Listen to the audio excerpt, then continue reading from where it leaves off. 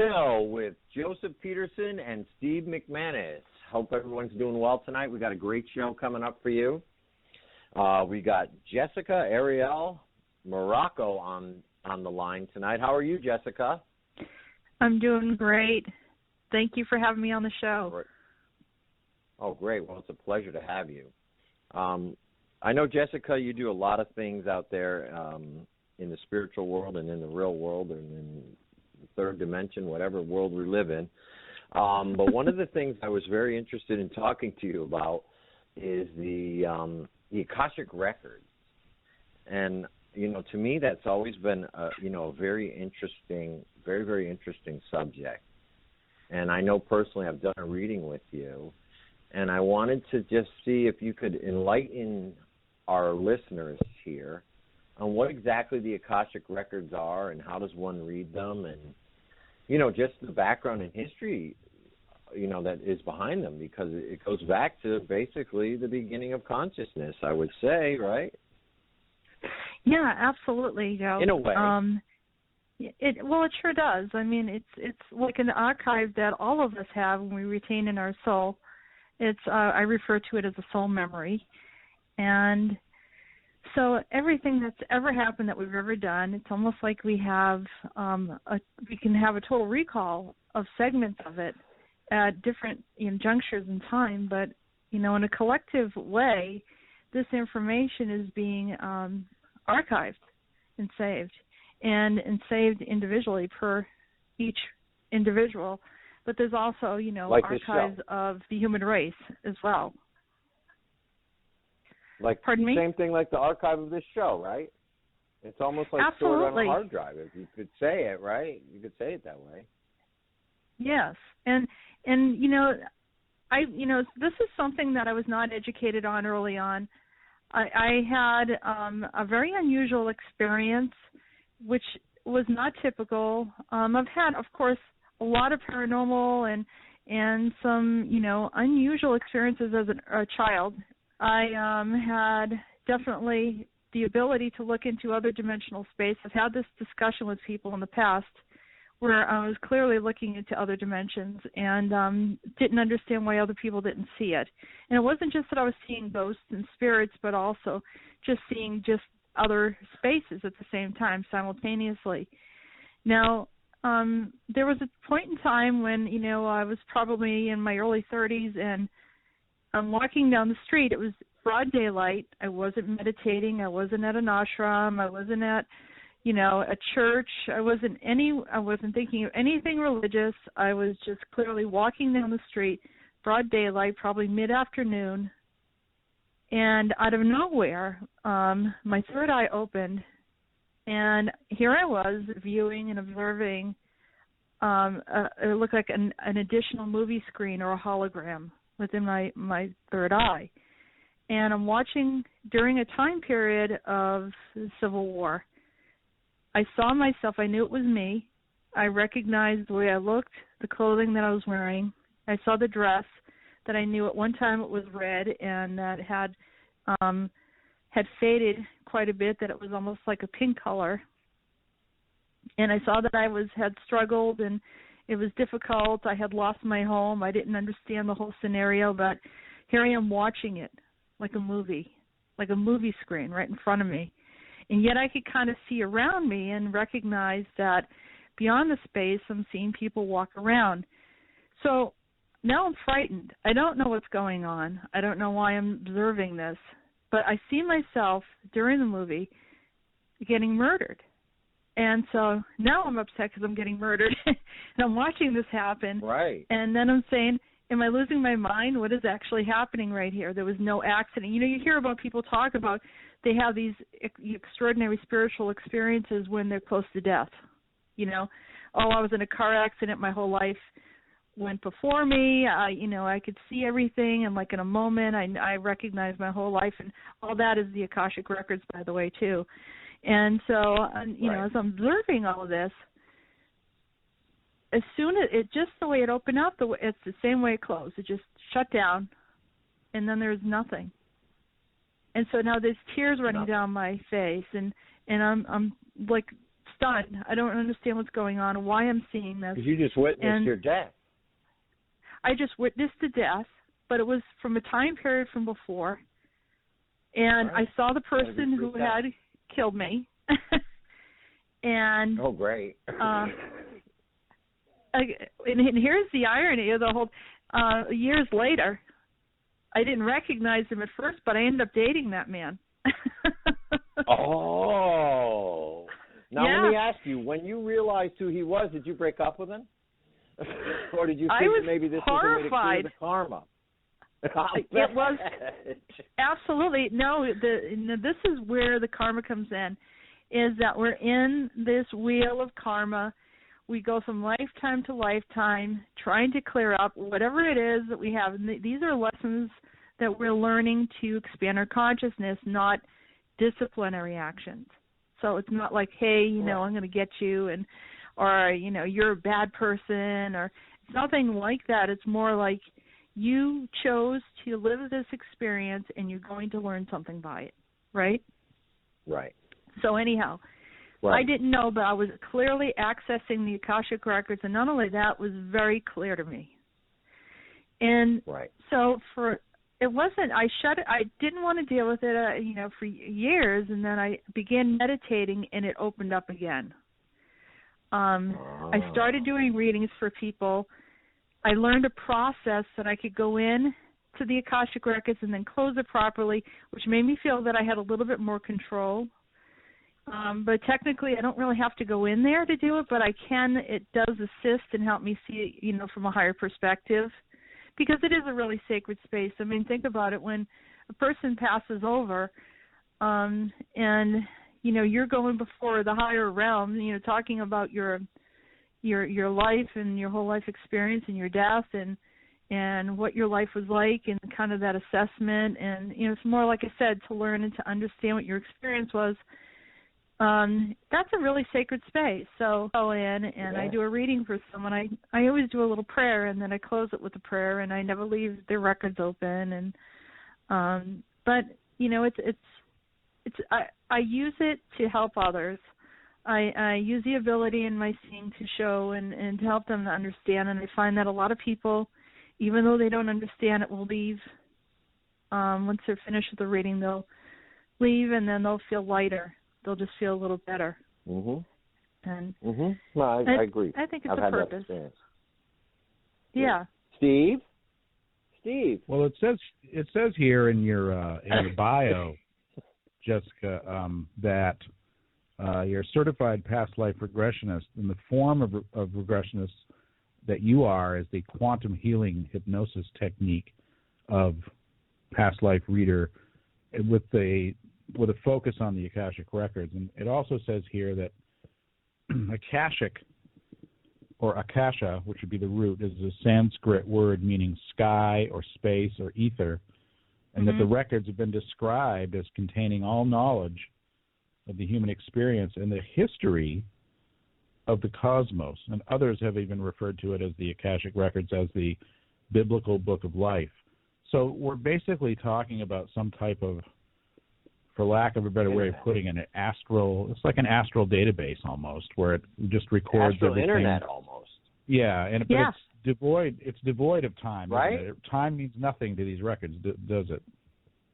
No, it really doesn't, because I didn't understand. I started to get a perception of time and timelines when I started doing readings, and realized when I was interacting with these guardians or guides, or they call them masters sometimes, when you're interacting with them and you'd say, all right, so sometimes I do 3 lifetimes that I'll bring before a person in, maybe an hour time.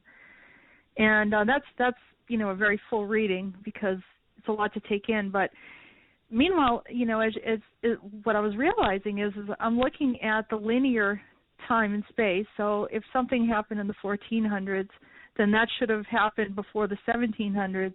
And they were telling me no. They'd say it happened in the 1700s, and then they went back into the 1400s. And I said, well, how did that happen?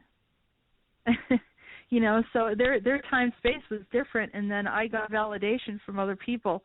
But that's how I discovered it, and I was seeing the timelines were shifting and crossing over in different junctures. So, so there I have a isn't question. With regard to that, I have a question now. Have you ever seen anything that you felt or was shown to you that might not have happened on Earth, might have been a different world, or that happened in the future as we know it from where we are right now, we would consider to be the future? Have you seen either of those to your knowledge? Oh, yeah. Absolutely. Parallel lives. I've done readings for about a handful of people that were very spiritual, and so instead of tapping into their we call it their organic lifetimes, for some reason, for lack of better words, that's the term that I used. It was their organic lifetimes, their time here on planet Earth, and then I recognized, as well as the other person recognized, that it was on another timeline in maybe a parallel Earth or an alternate space, and we couldn't quite pinpoint exactly where that was. So let me define just really quickly so people understand. I'm an Akashic record reader where I can see people's past lives, but I also do the Dolores Cannon's quantum healing technique, and that is helping a person to see their own past lives. So I bring them into subtle hypnosis. So I usually do hand in hand, so some people want me to see it, some people want to see it for themselves. That enables them to do both. And I've been, properly trained to help these people, but the people that have been doing their spiritual work and working through karma, if you kind of continue on this process of opening up your spirituality, it's very likely you can pick up a parallel lifetime or a lifetime that is not in your, what I refer to as neo-organic timelines. So that's when it becomes really fascinating. Could that be the lifetime you live in your dream world? I don't think it's a dream. I think it's actually a reality. But the dream world, right. it is stepping out. What we consider dreams is actually a reality, is an alternate reality. In other words, we might live a whole... I've always kind of felt, and I may be crazy, that we live an entirely other life when we are asleep in dreams. Like, we never sleep, really. Our body sleeps. Mm-hmm. And our consciousness leads an entirely different life while we're asleep. Absolutely. I do believe that. Yeah. So maybe you're remembering the dream, the other world that you live in while you're asleep, that you don't really kind of ever get a full view of. Or maybe you live in many different worlds when you're in that sleeping state. I don't know. Right. It was just a theory. There's that term of entanglement. There's all different definitions of what is actually happening to us. And sometimes the dream world seems to lack certain levels of logic. But beyond the dream world, there is actually a cognizant awareness of this, a real, there's a continuous level of relationships. There's a job that exists. There's this whole, storyline. And I've had people have amazing healings in those spaces, what I would refer to as a parallel space, because they're like, I always knew there was something like this happened, but I couldn't put my finger on it. And no matter how I looked, I just couldn't find it. And now we discovered it, and then this huge weight of stress or distress or trauma is released, and that's happened more than once. So it's really fascinating. What is it different? Oh, it is. It's amazing stuff.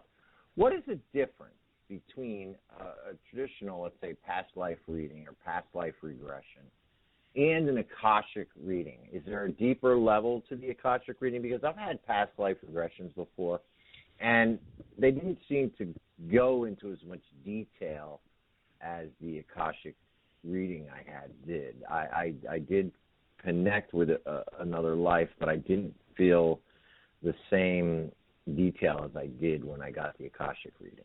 Is there a difference to the level of depth that you go in a past life regression, let's say, compared to an Akashic reading?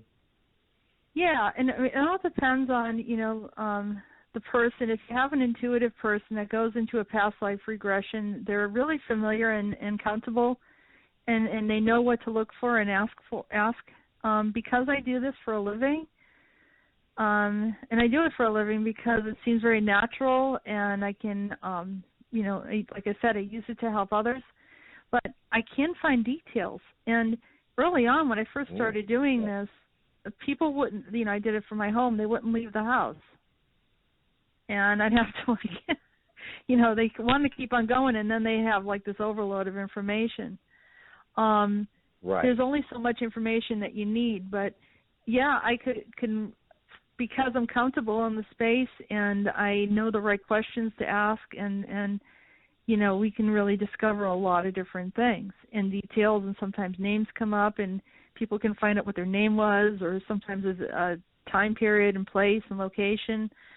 I can describe, sometimes I can see buildings, and so they can kind of go into those spaces and research, and I've had people come back to me and tell me things that, confirm that they found it. And there was a guy that... Well, I can share some of those experiences. Yeah. Yeah, well, ours was, the reading for you was kind of blew me away, because it was... it's up to you to share it. I don't divulge people's readings unless they want to share it. Yeah, I will. I want to share it in a minute. I just wanted to ask Steve if he's ever had any experiences with past life regressions or Akashic readings, and if he found a difference, and if he has any insight. Yeah, and then we'll talk about mine. I had a reading with Jessica some time back, and it's very illuminating. Now, here I am, a remote viewer and a psychic, and right. As Jessica will tell you, when one professional gets read by another, we tend to go into it with a bit of a jaded eye. Like, we just kind of scope out the reader, like, all right, let's see what this one's got. Let's see if they're full of crap, or if they're really going to do the real deal. And Jessica is the real deal, and she does discover things that are legitimate. And the way you can tell, the way I can tell, is that when the reading happens, there's a connection that's being made as she's doing the reading. So when she's uncovering information, it actually touches you within you as she's reading. And so there's no mistaking that. When there's a real moment in anything in your life, whenever some moments are very real and very genuine, you know it. And that's exactly what happened with Jessica's reading, was that when she read me and uncovered all this information, it was the real deal. It was very genuine. It was very illuminating, because I learned things about myself which completely made sense, and there was information that she was able to pull out of there which aligned totally with what's going on with my life now, that made sense that all these other lives that she touched on had very similar threads in them, and that those threads tend to weave themselves from life to life in different ways, but it's the same thread. That's what she uncovered. And the other experiences I'd had prior to that reading, years and years and years ago, were spontaneous for me because of the fact that I'm sensitive, and because of the fact I have certain things. I got spontaneous vignettes of lives that I'd led. And the ones that I saw were not the ones that she uncovered. But when I got the reading from Jessica, I found that the threads that she uncovered in her reading with me actually fit with the lives that I already knew about. Right. So those threads were a constant. It was like almost like a, like when you have a drug trial and there's a control group that gets a placebo, and then there's the people that get the real drug. That was my way of knowing, okay, she's really uncovering the same threads that I kind of sort of knew but didn't have confirmation of, and this was a big time confirmation of things. So she was right on. So it was the real thing. And I noticed, Jessica, that when you spoke, you said you do this for a living, which is not to say that you're going on TV and doing gallery readings and making a killing and basically gouging people. No. It's more of a vocation, isn't it? I feel it's more like a calling, and I'm not trying to sound religious in any way, but I don't do this because I make a lot of money. I do this because people really come to me with serious problems, and I find that I am able to help them. And right. so that's very gratifying to me, and allows me to have a sense of purpose. And we all have purpose, and we all have something to contribute.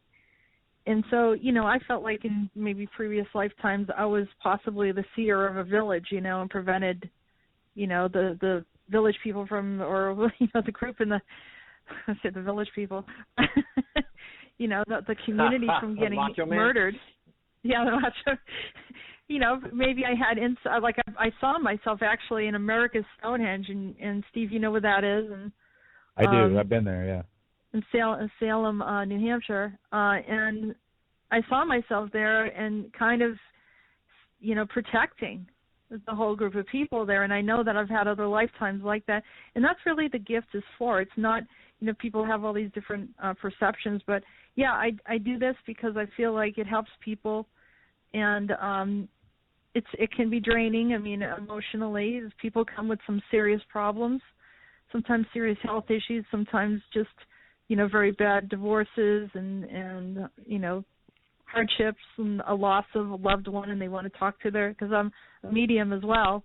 They want to talk to someone on the other side. So you do this because you care about people, and if anyone's a reader and they're there just for superficial readings, they usually don't do it for too long, because then they find out, well, I can't really make a living out of this. I mean, I appreciate, there's some people that do really well, but I think for the most part, it's the day-to-day, on the phone or in person, dealing with someone who's, really heartbroken over an incident or really need insight. Right. So, yeah. Right. It's that good feeling you get when you really help somebody out. Yeah. Well, you've been given a gift, and it's kind of like you have to almost give the gift back. You have to keep giving the gift out. In order to it doesn't keep always going. Feel like a gift, though. I mean? It doesn't always feel like a gift. Right. Yeah. I know. I've spoken to many people. I seem to be connected with many people who have the gifts, and everybody seems to have the same thread, that it's a gift but a curse in the same way, because when you first get it, you don't know what the hell's going on, and it can be very disturbing when you're not seeing the same thing that everyone else is, and you really can't explain it to anybody. And you almost try to shut it off, like you said, and I don't know if you had a period in your life, Steve, where you just shut it off. I know another friend that I had who just shut it off for a while, but eventually it comes back. You know what I mean? It comes back to the point where you finally accept it, and you realize that you have to do something with it. Well, the interesting thing in my case, when I shut it off, I did shut it off for years. And when you say shut it off, really what you mean is denial. And ignore I had it right, shut ignore off. It. Does it right. That's right. And while I had it shut off, I went into fields of employment, like professional protection and law enforcement and corrections and private investigations, where you got to be the tough guy, blah, blah, blah. And it wasn't so much about me being the tough guy. It was about, in every major lesson that you learn in the ancient writings, take the Bible, for instance. There's a period of darkness that you go through all these horrible things so that you can learn whatever you need to learn. Even in when the story of Jesus, when they crucify him, he's underground. He went to the underworld for 3 days. Called hell. And then he came back. Hades, whatever. For lack of a better way of putting it. Came back out of the underworld after 3 days and ascended to the overworld, which is, heaven. Yeah. So, that's basically what I did. I went through literally the depths of hell. You want to see what hell looks like, I can show you where I was, and you'll know exactly what I'm talking about. Right? I know. Right. So, yeah, it was... Yeah, and then I embraced it. When I came out of it, I realized that all those roots that I grew with when I was young, about the things that I was shown, about how I was raised, and how to work with the earth, and how to grow things, and the simplistic natural life, to eat things that aren't adulterated, and to appreciate the clean air, and to be outside, and to know the earth, for real, and then be in touch with all these sensitive things. I knew very well that I was connected. And I'm sure that Jessica is just like, she's listening to the choir right now because she gets what I'm saying. And then you shut it off. The reason you shut it off is because when no one's there to train you on how to receive this information and it starts flooding in, it will eat you alive. Mm-hmm. You have to learn how to regulate. Right. You don't know what the heck it is. You think you're going crazy. Right. I happen to think that half the people that are in nut houses, I hate to use that term, but in say institutions are connecting with other beings and other universes and other, have maybe the gift and don't know it and have been diagnosed as crazy by some people who, by the medical profession. But I mean, I know if you go into one of those places, I've been in there before, you can tell that people are just having otherworldly experiences, and maybe for some reason they haven't been able to shut the gate off or, whatever, but you can just tell a lot of people who have been misdiagnosed with mental illness actually are having more psychic experience and connecting to other realms, which they don't or nobody else really understands. So, I mean, it's always been my belief, especially after speaking to some people that have been diagnosed like that.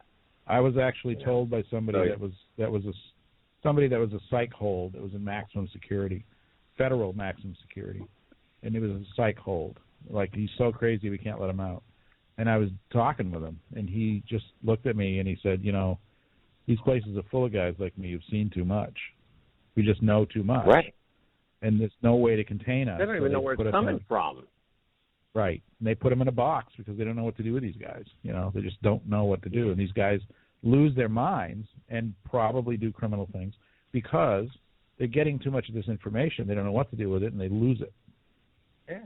And they can't tell anyone. Yeah. No, they can't. What are you going to tell them? I want that to you share. Talk to a, yeah. I talked to a demon today. My experience. Yeah, great.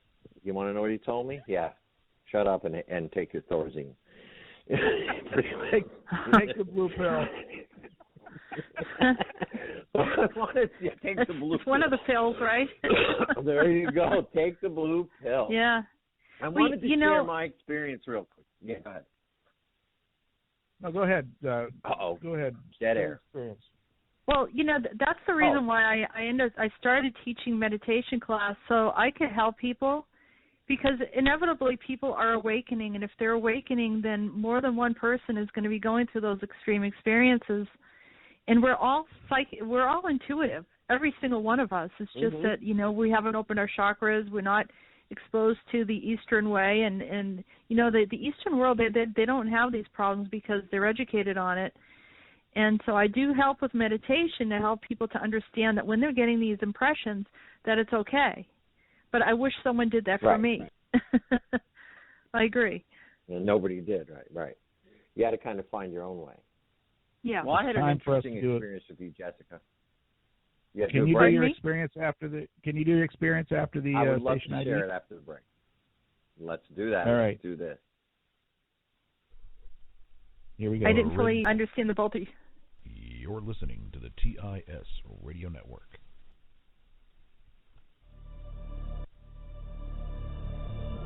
Do you ever wake up and ask yourself what's really going on in the world you live in? It's time for you to be aware. It's the #1 alternative website on the planet. TruthIsScary.com. Daily stories. Log on daily to get the latest information on the stories that radio and TV wouldn't dare to cover. Experience our curriculum with over 20 topics from government conspiracies and extraterrestrials to meditation and nutrition, celebrity interviews. Watch exclusive videos with your favorite celebrities and find out what their alternative views are. It's your source for the information you won't find in the mainstream media. It's TruthIsScary.com. Log on today and be aware. TruthIsScary.com.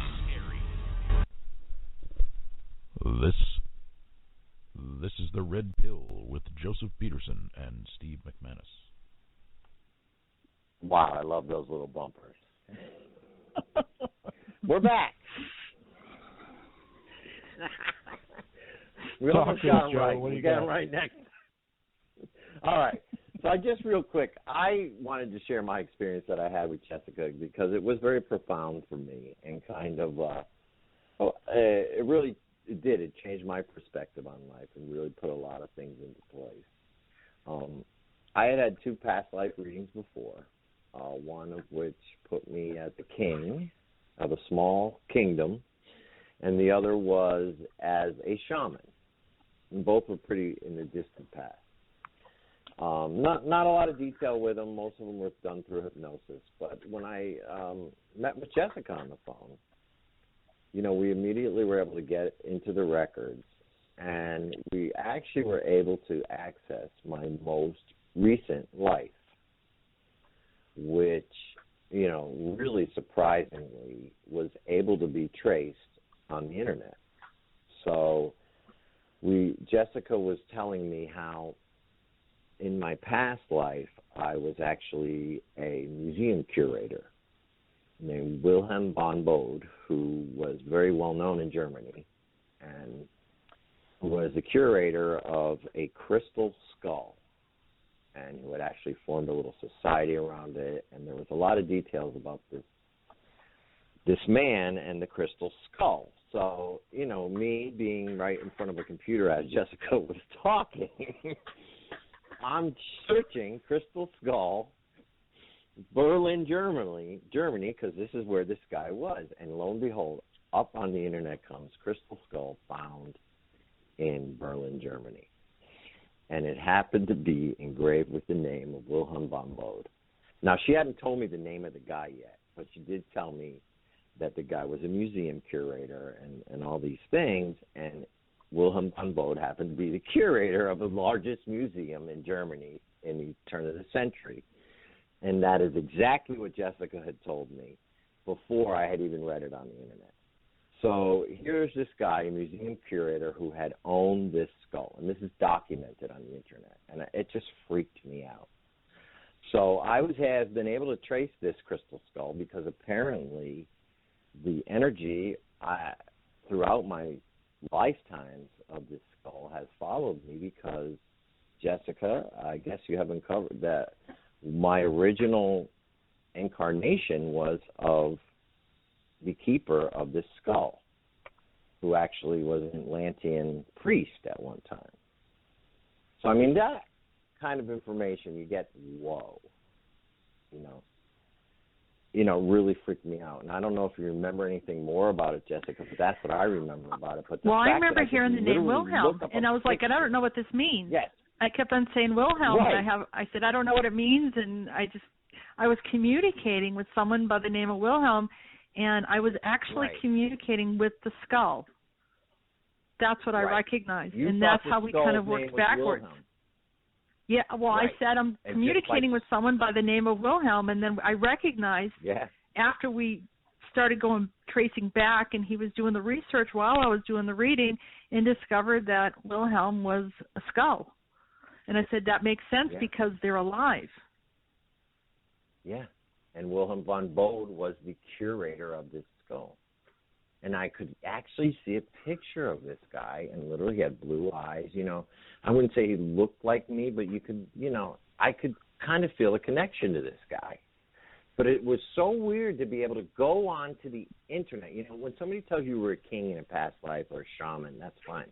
But when you can actually go on to the internet, literally, in this day and age, and find exactly what you're being read as you're being read it, that was like too amazing, too coincidental to me that it wasn't coincidental.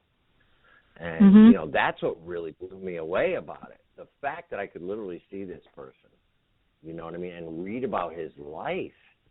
And then, we went over the different people in our lives, because maybe after we talk about this, we can talk about how we try to connect with people from our past lives in this life, and how you were telling me how different people in this life were connected to me in that life, and I could literally read about them because they were in his biography. You told me that one girl that I know was one of my past was one of my wives. Well, there you go. I read about his wife. And you said one was the museum curator, like my right-hand man. And there we go. They said they talked about him right in there. And it was very, very cool to be able to kind of just almost, I don't want to say live it, but feel like you were there because you could read about it, see pictures of it, and, you know, kind of experience it. And it's really led me on a quest for this skull. I actually contacted the guy who found it. And he apparently said it was a very, very powerful skull. He ended up giving it away, giving it to some woman in the Netherlands who is holding on to it or something. And he has no clue of where it goes any further. So that's as far as I got with that. I can take this to another level if you like. I relayed your story to another psychic who immediately upon hearing the story stopped me in mid-sentence and said, I know where it is. And I said, how do you know? She said, because we did some work and we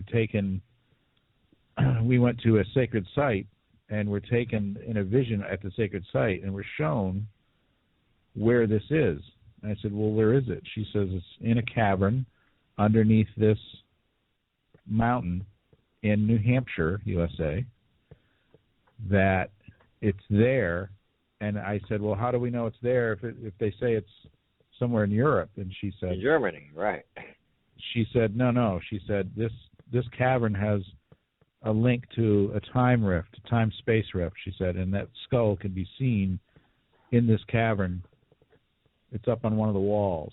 And she said, and it may be physically there or it may be projecting there so it can communicate with you, but it has to be in protected space, and this cavern is that. It's a lost cavern that people have been searching for, and she said, if we go to look for it, we'll find it. And I said, well, then we have to tell Joe so that we can, when the snow leaves, we'll go see it. And she said, yes. So I'm not telling anybody where that is. I know where this mountain is, so we can go do this this summer, and we'll go. We'll do it in the spring. We'll shoot it. Absolutely. We'll take Jessica with it, and we'll put it on videotape. How's that? Right. All right, Jessica. Right that was from another psychic. That's not something that I said. No, that's right? somebody else. So, right. Yes. Yeah, but I will tell you one thing, that this was Nazi Germany, and I remember seeing Hitler during the reading.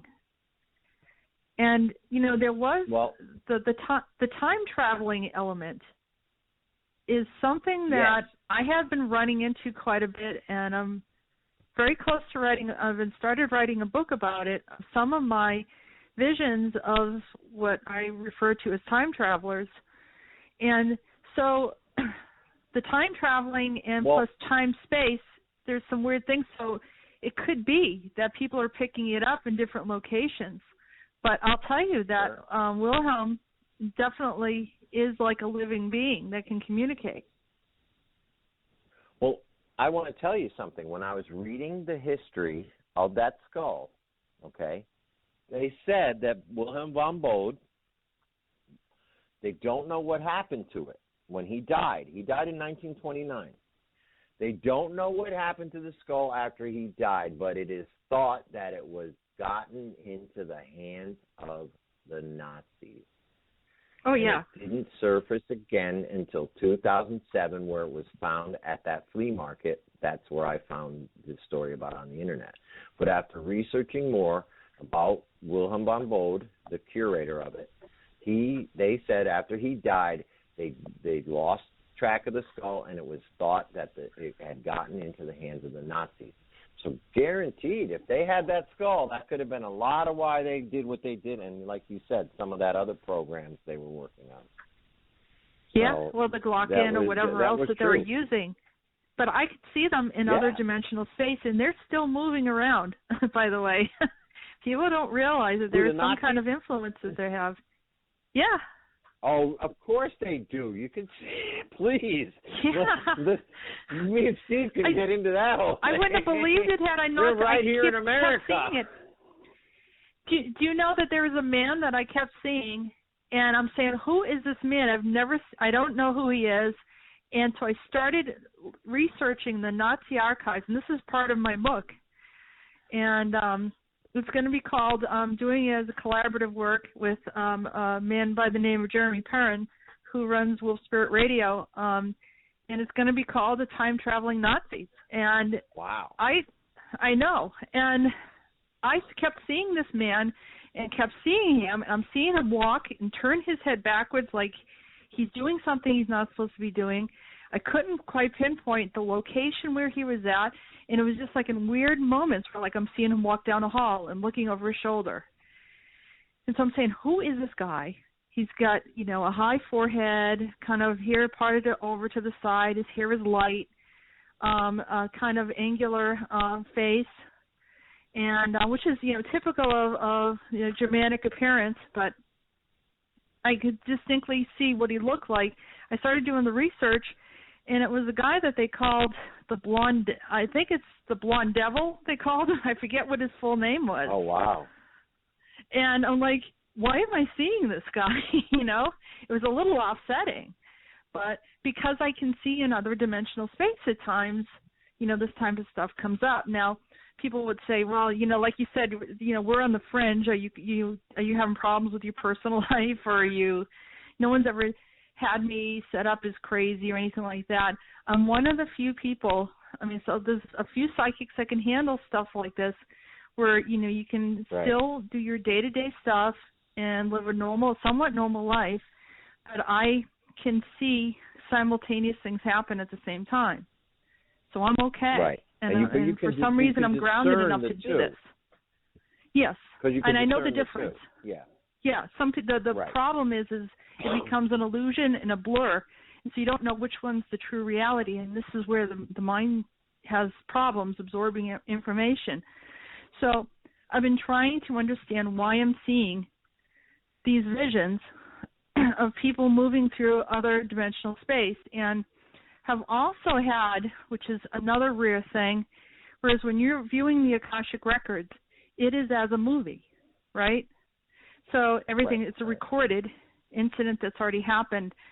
But there have been a couple incidences where I have communicated directly as if I was there in time space with them, which I shouldn't have been able to talk to them live.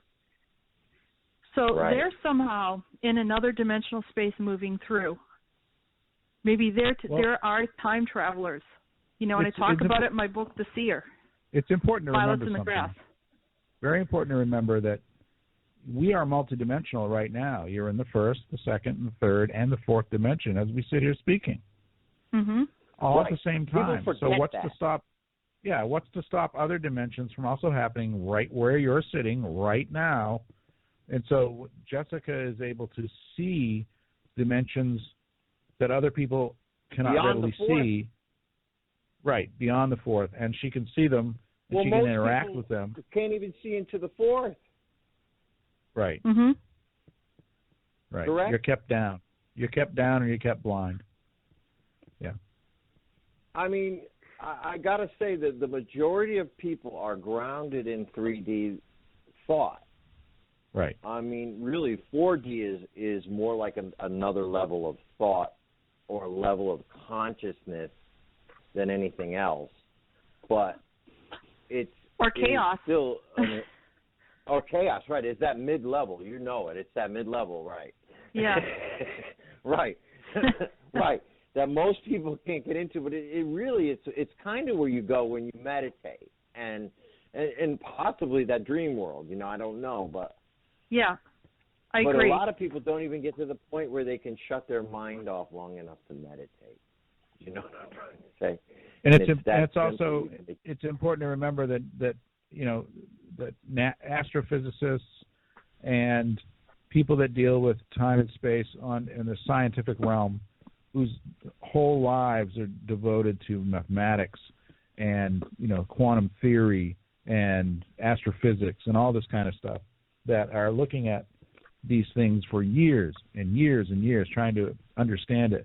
And what I'm seeing invariably is that one by one, all of these studies and all of these learned inside-the-box scientists are coming out basically with conclusions that they're actually saying things like, some schizophrenics are actually hearing outside voices. They're not actually sick. They're actually saying things like, well, we don't find these things in space until we've theorized that they must exist, and that's when we find them. So perhaps we're actually creating them with thought. What used to be crazy talk? Yeah. What used to now be we're creating talk? Yeah. We're creating reality. Oh. Yeah. With thought. Oh my. Talk. Oh, we're doing that. Yeah. Yeah. But because they're saying it, it's okay. Right. Because they're saying say right it's now not it okay. gets some kind of no. You know what I find interesting now, and you're right, it's coming out too like crazy. There, I'm obviously running a blog. I see articles like that all the time these days. Scientists are convinced this world is a 3D hologram. You know, more proof that thoughts create our reality. Right here I see scientists discover 145 alien genes in our DNA. We are not 100% human. Oh, thanks for telling us. Yeah, I'm kidding. I already the Anunnaki and the ancient Sumerian. Yeah, I know. It was there before us for thousands of years. Yes. Thanks what does for Anunnaki mean? Now, you know. I think the Bible even said it. Joe and I did a show months and months ago. We talked about Anunnaki and that the word means people from the sky, and we talked about Quetzalcoatl and how the word Quetzalcoatl. We talked about a new pyramid in South America that they found, and they went inside the pyramid and they were scanning it and looking for things, and they used this new type of deep scan that looks underneath the surface of the stone, and they found out that the inside stone, the inside of the pyramid, the stones had been paved over when it was built, and that you couldn't see what was written on these stones unless you were able to scan through the layer that had been put on top of them. Somehow the people that made these, however many thousands of years ago, knew that that's how they'd have to be read. They knew about the technology. And what they wrote on the stones was he, she, they, it, was the way they refer to Quetzalcoatl. He, she, they, it. Well, he, she means androgynous. They meaning, that everything. It's more than one being, and then it meaning it's not human. Right. So, and Quetzalcoatl is a feathered serpent. So you have a reptilian who can fly, who's coming back. Who does that sound like? Right. Satan. Satan. You got it. Yeah, but that a lot of them. I mean, I was just looking at a picture of Ishtar, and Ishtar has these like really weird looking bird feet, and she was one of the Anunnaki goddesses, or the love goddess of the Anunnaki, and has wings. I mean, we don't know. I mean, what they saw. Describe them that way. Mhm. Yeah, we don't know what they saw. The bird people, the natives talk about the bird people. Right. Right. The people who could fly. I mean, it's obviously these beings can fly. Whether they have wings or not, or whether they're transporting themselves, I don't know. Whether it's some other form of flight, but it's obviously these beings can fly. They're always depicted as having the power of flight. Yeah, so, and even the Hindus with the flying carpets and the flying machines. Right. I mean, then again, and even in the Bible, I'm coming down from the clouds. Okay, come on down from the clouds. And how you doing that? Please, the chariots of fire. Have you seen jumping down from the clouds? How are you coming? Jessica, have you seen that photograph, the government photograph that was smuggled out of the Anunnaki woman that's working with the U.S. government? No, I'm not sure if I have or not. After the show, I'll send it over to you. In fact, you're invited to come on the show that comes up next at 9 p.m. Eastern. It's True Sight, and I'll be hosting it, and you're welcome to hang out if you're able to. Okay, that sounds great. Yeah, fun topic. Stay tuned for that. But anyway, this Anunnaki woman, this photograph that I saw, I have no idea what it's like to deal with her personally, but if she's anywhere near pleasant, I wouldn't mind spending an afternoon with her. Right? Well, I mean, they've been around for a long time, for them to be, as guardians and watching over us, and they shared their DNA with us, somewhere, where the cause, it was a result of the lack of missing link in the whole Darwinian theory. Right. So. Right. They never. Yeah, that was the missing link. Right. Exactly. Yeah. What's the element that enabled the humans to jump? Yeah, and the difference between Neanderthals and Cro-Magnons. Mm-hmm. Do you know that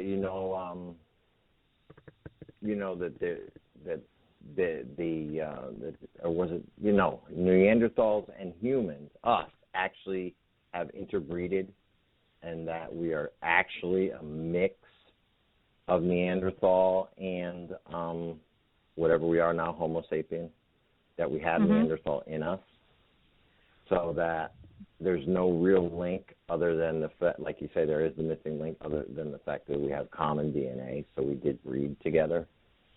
So this is probably why humans are so wacky, because we are a partial whatever alien being, and we are probably interbred with I would say, indigenous beings that were probably already here. Wouldn't you?